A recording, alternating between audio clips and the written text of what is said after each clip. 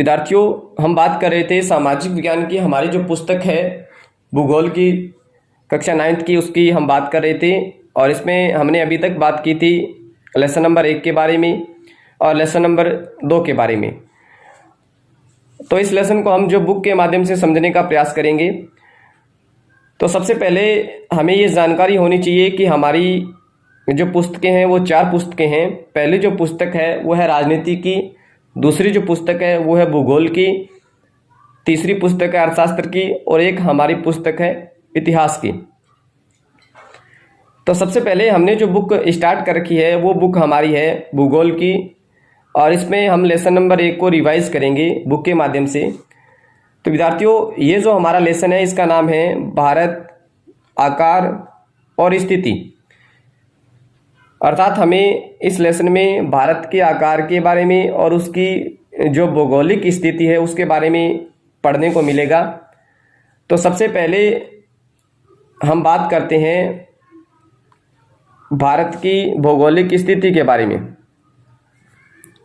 भारत की भौगोलिक स्थिति के बारे में तो विद्यार्थियों, जैसा कि हमें पता है कि भारत जो है भौगोलिक दृष्टि से एक बहुत बड़ा देश है और यह उत्तरी गोलार्ध में स्थित है। उत्तरी गोलार्ध का यहाँ तात्पर्य ये है कि जो ये पृथ्वी है ये अक्षांश की दृष्टि से 2 गोलार्धों में बंटी रहती है। अक्षांश की दृष्टि से ये 2 गोलार्धों में बंटी रहती है। ये जो गोलार्ध है इसे कहते हैं उत्तरी गोलार्ध और ये जो गोलार्ध है दक्षिण में इसे कहते हैं दक्षिणी गोलार्ध।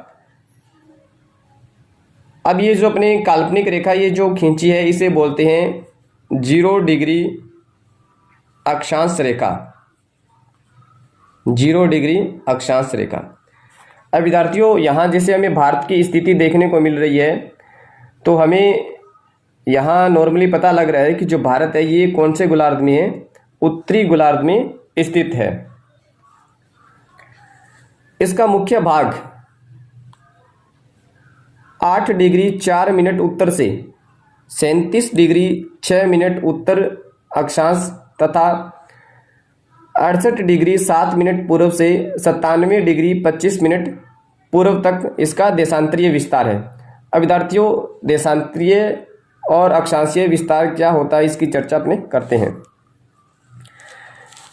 जैसे कि ये हमारी पृथ्वी है जिसमें 7 महाद्वीप दे रखे हैं। तो विद्यार्थियों, इस पर जो काल्पनिक रूप से 2 रेखाएं खींची जाती हैं। काल्पनिक रूप से 2 रेखाएं होती है।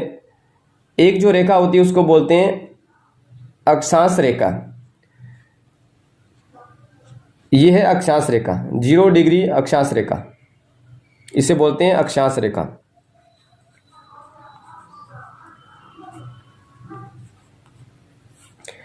एक जो रेखा खींची जाती है विद्यार्थियों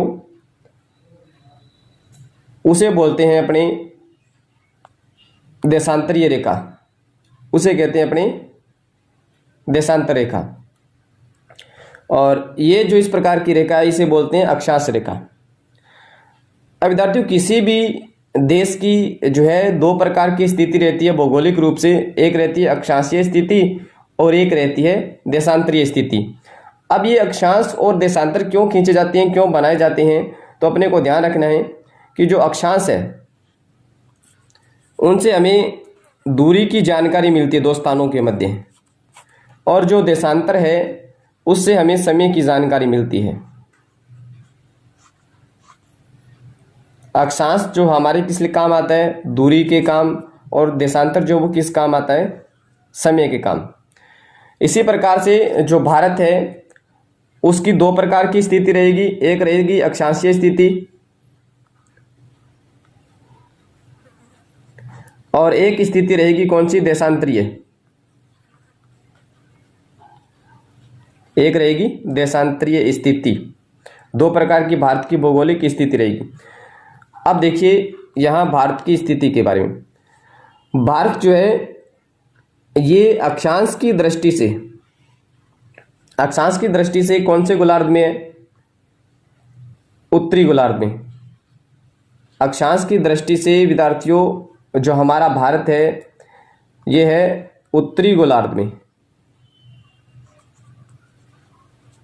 ठीक है। और देशांतर की दृष्टि से, क्योंकि हमें पता है कि जो अक्षांश रेखाएं 181 अक्षांश रेखाएं होती है, इस प्रकार से ये खींची जाती है, इस प्रकार से ये जो अपने खींच रखी है इस पर, पृथ्वी के मैप पर, ग्लोब पर। और उसके बाद में जो देशांतरीय रेखाएं हैं वो इस प्रकार की खींची जाएगी। अब देशांतरीय रेखाओं के हिसाब से जो हमारा भारत है वो किस गोलार्ध में है? वह पूर्वी गोलार्ध में। कौन से गोलार्ध में है? वह पूर्वी गोलार्ध में। अब सारे के सारे जो अक्षांश है भारत के वो कौन से होंगे? वो सारे के सारे होंगे उत्तरी। अक्षांश के कौन से होंगे? उत्तरी होंगे। और जो देशांतरीय है वो कौन से होंगे? वो होंगे पूर्वी। कारण ये है कि भारत जो है वो अक्षांश के हिसाब से तो उत्तरी गोलार्ध में है और देशांतर के हिसाब से कौन से गोलार्ध में? पूर्वी गोलार्ध में है। तो भारत का जो अक्षांशीय विस्तार है, जैसा कि यहाँ दे रखा है 8 डिग्री 4 मिनट उत्तर से, तो ये उत्तरी दिशा है। और यहाँ पर ये छोटा उसका अक्षांशीय विस्तार अपने लिख लेते हैं, यहाँ आएगा 8 डिग्री 4 मिनट, 8 डिग्री 4 मिनट, यह है उत्तरी अक्षांश। 37 डिग्री 6 मिनट उत्तरी अक्षांश, 37 डिग्री 6 मिनट उत्तरी अक्षांश।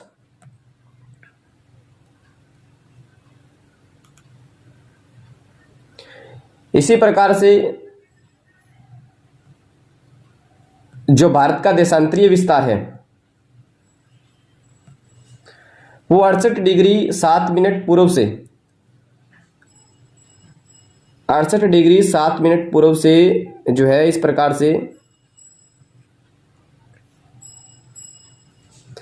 97 डिग्री 25 मिनट, 97 डिग्री 25 मिनट तक जो है ये देशांतरीय विस्तार भारत का है। ठीक है, मैं आशा करता हूं कि आपको समझ में आया होगा ये। उसके बाद में हम पढ़ते हैं आगे। कर्क रेखा 23.5 डिग्री उत्तर में देश को लगभग दो बराबर भागों में बांटती है। मुख्य भूभाग के दक्षिण पूर्व में अंडमान और निकोबार द्वीप समूह है और बंगाल की खाड़ी तथा दक्षिण पश्चिम में लक्षद्वीप समूह है, अरब सागर में स्थित है। अपनी एटलस की सहायता से जो इन द्वीप समूहों का विस्तार अपने को ज्ञात करना है, ये अपने पढ़ते हैं। अब देखिए, जैसे ये अपने यहाँ भारत की स्थिति बनाते हैं, ये यहाँ दे ही रखी है भारत की स्थिति। तो यहाँ जो 23.5 डिग्री है, जैसे ये 0 डिग्री है, 0 डिग्री से अपने ऊपर चलेंगे 23.5 डिग्री, तो इस रूप यहाँ से जो है ये कर्क रेखा जो है ये चलती है और भारत को 2 बराबर भागों में ये बांटती है।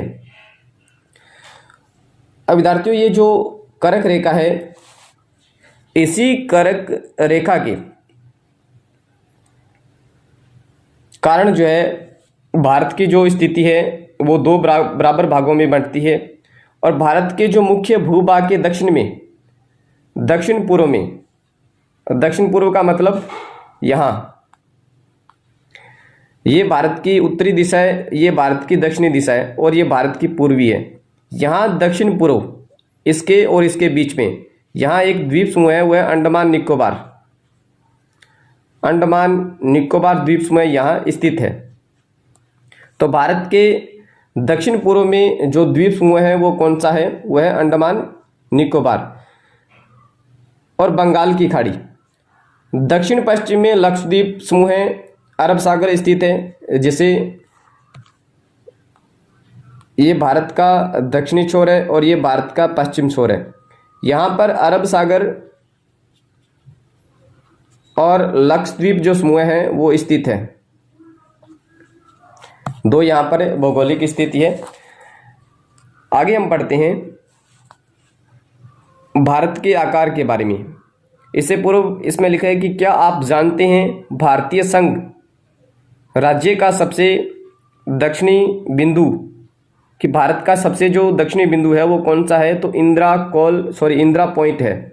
विद्यार्थियों, जैसा कि हमें ज्ञात है कि भारत का जो सबसे उत्तरी बिंदु है वो है इंदिरा कॉल, और भारत का सबसे दक्षिणी बिंदु जो है वो कौन सा है? इंदिरा पॉइंट। मुख्य भूमि की अगर हम बात करें तो वो है कन्याकुमारी।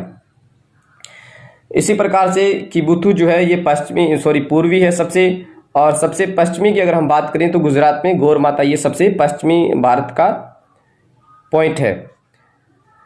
भारत के आकार की अगर हम बात करें तो भारत के भूभाग का कुल क्षेत्रफल 32.8 लाख वर्ग किलोमीटर है।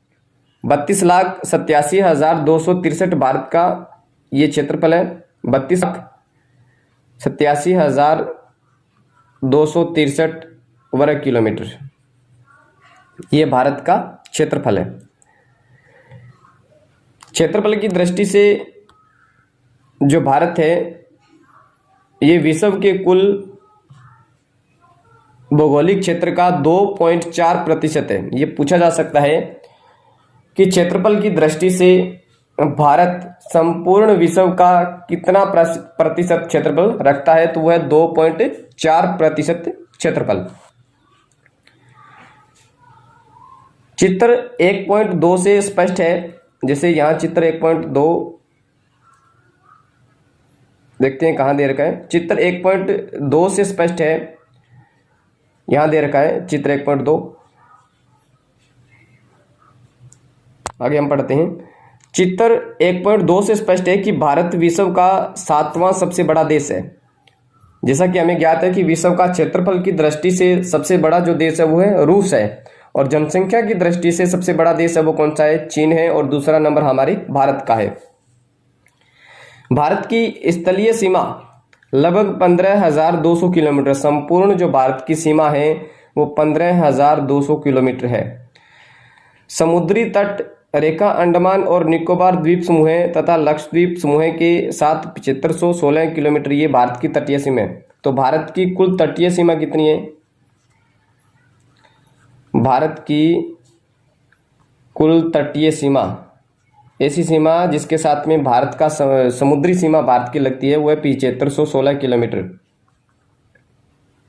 7516 किलोमीटर। अगर भारत की मुख्य भूमि की अगर अपनी सीमा की बात करें तो वो है 6100 किलोमीटर। अब देखिए आगे, भारत के उत्तर पश्चिम, उत्तर तथा उत्तर पूर्वी सीमा पर नवीनतम वलित पर्वत है जिसे अपने हिमालय के नाम से जानते हैं। इसके दक्षिण का भूभाग उत्तर में चौड़ा है और 22 डिग्री उत्तरी अक्षांश से हिंद महासागर की ओर संकरा होता गया है। इसके पश्चिम में अरब सागर और पूर्व में बंगाल की खाड़ी है। जैसे भारत की जो अपनी स्थिति देखा है, भारत का अपना जो मैप होता है उसमें जो हिमालय पर्वत श्रृंखला है उत्तर में, और ये हिमालय पर्वत श्रृंखला उत्तर से चलती है और उत्तर से ये पूर्व तक फैली हुई है, और पूर्व में इसे पूर्वांचल की पहाड़ियों के नाम से जाना जाता है। इसी प्रकार दक्षिण में दक्षिण का पठार है, ठीक है, और अपने जो दक्षिण पूर्वी जो अपनी स्थिति है भारत की दक्षिण पूर्वी दिशा है, इसके बीच में अंडमान निकोबार और बंगाल की खाड़ी है। पश्चिम और दक्षिणी जो दिशा है इसके बीच में अरब सागर है और लक्षद्वीप समूह स्थित है।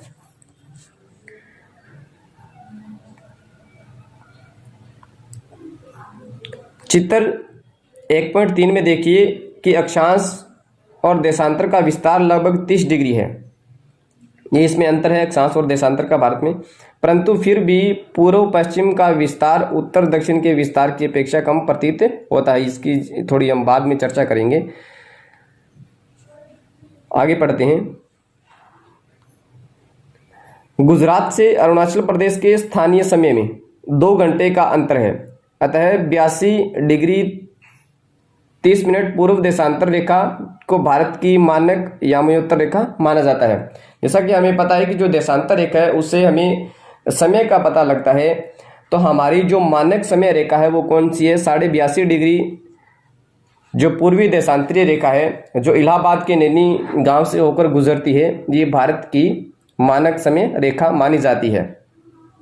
उत्तर प्रदेश के मिर्जापुर के नैनी गांव से होकर ये गुजरती है। अक्षांश का प्रभाव दक्षिण से उत्तर की ओर दिन और रात की अवधि पर पड़ता है।